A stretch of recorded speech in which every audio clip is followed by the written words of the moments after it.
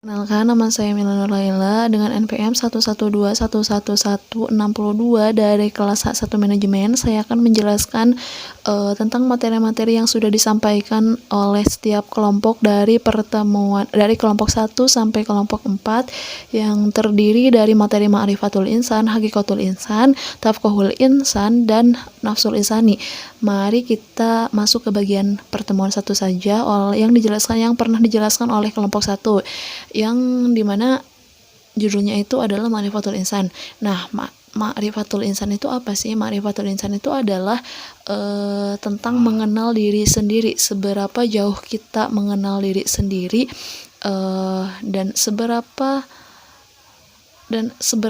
kita mengenal sifat-sifat yang ada di dalam diri kita, kebaikan-kebaikan yang pernah kita lakukan, dan kita masuk ke asal penciptaan manusia. Pada asal penciptaan manusia itu dilihat dari asal penciptaannya. Manusia tersusun dari unsur bumi dan unsur langit. Unsur bumi disebut unsur bumi karena manusia itu diciptakan dari tanah. Nah, kemudian disebut unsur langit karena setelah proses penciptaan fisiknya sempurna, Allah meniupkan ruh kepadanya. Nah, manusia juga diciptakannya manusia itu adalah untuk menjalankan amanah yang tentunya itu bersifat baik ya untuk diri kita maupun kepada pencipta kita. Yang pertemuan kedua adalah tentang Hakikatul Insan. Nah, pada Hakikatul Insan ini kita mengenal tentang hakikat-hakikat manusia itu seperti apa. Nah, di sini dijelaskan tentang asal-usul makhluk itu. Manusia itu diciptakan oleh Allah Subhanahu wa taala dengan alal fitrah gitu, dengan berada di atas fitrah. Dan manusia juga diciptakan oleh Allah taala dalam keadaan dhaif atau lemah. Kelemahannya terutama dalam menghadapi godaan hawa nafsunya. Nah, seringkali kita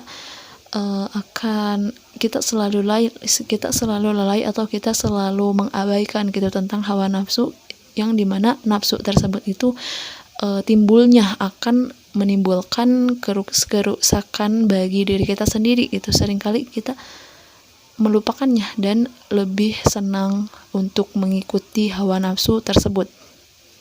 Selain itu juga ada juga Allah menciptakan manusia dalam keadaan bodoh dan fakir. Nah, sebelum kita mengetahui ilmu, mempelajari tentang ilmu yang berada dunia ini tentang asal-usul penciptaan manusia, baik agama maupun secara teoritis ya, kita itu diciptakan dalam keadaan bodoh gitu, dalam keadaan fakir yang tidak tahu apa-apa. Nah, maka dari itu kita harus selalu senantiasa bersyukur atas karunia-Nya kita diberikan ketahuan gitu, pengetahuan yang dimana tidak ada batasnya sebenarnya, cuman kita mempunyai ikhtiar untuk mencari pengetahuan tersebut gitu, melewati usaha-usaha kita untuk mencari tahu.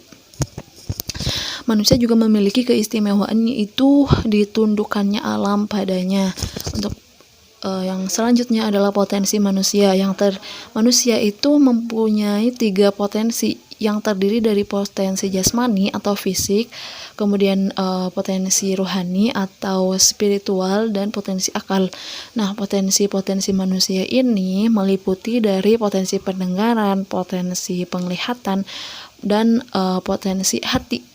Untuk potensi pendengaran sendiri yaitu telinga yang digunakan untuk hal-hal baik gitu. Jadi kita senantiasa untuk mendengarkan, misalkan mendengarkan ceramah, mendengarkan tilawatil Quran ataupun lain sebagainya. Itu merupakan potensi dari pendengaran yang kita punya. Kemudian ada potensi penglihatan yaitu mata. Mata juga sebaiknya digunakan untuk melihat kebaikan dan kebesaran atas ciptaannya, supaya kita senantiasa selalu bersyukur atas apa yang telah diciptakan, dan juga betapa banyaknya ciptaan Allah yang saat ini wajahnya ataupun rupanya itu tidak bisa disamakan satu persatu, dan itu terdapat beberapa ribu gitu, banyak jutaan manusia di dunia ini, dan dengan mata kita melihat, kita bisa melihat betapa luar biasanya ciptaan Allah tersebut. Yang selanjutnya adalah tingkatan nafsul insani, yaitu nafsu yang berada di dalam manusia, yang berada di dalam diri manusia. Nah, manusia memiliki 3 tingkatan nafsu, yaitu nafsul mutmainnah, yang kedua nafsul lawamah, yang terakhir adalah nafsul amarah. Nafsul mutmainnah itu apa?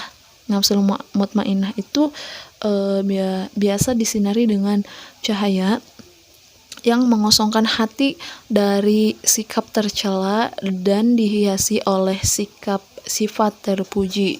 Nah, biasanya nafsu ini selalu membawa kepada kebaikan untuk kita, ataupun kita membawa kebaikan kepada orang lain dari nafsu tersebut.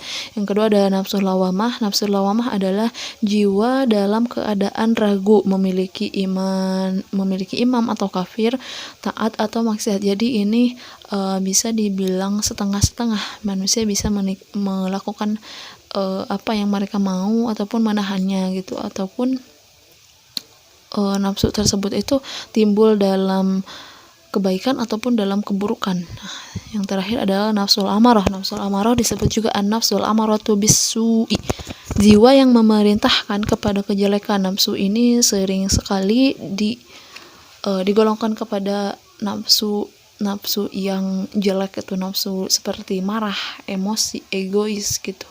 Pokoknya sifat-sifat tercela yang ada pada diri manusia itu berasal dari nafsul amarah. Nah, oke, baik, mungkin cukup sekian materi yang bisa saya sampaikan. Semoga bermanfaat untuk kita semua. Wabillahi taufiq wal hidayah, wallahu muwaffiq ila aqwamit thoriq. Wassalamualaikum warahmatullahi wabarakatuh.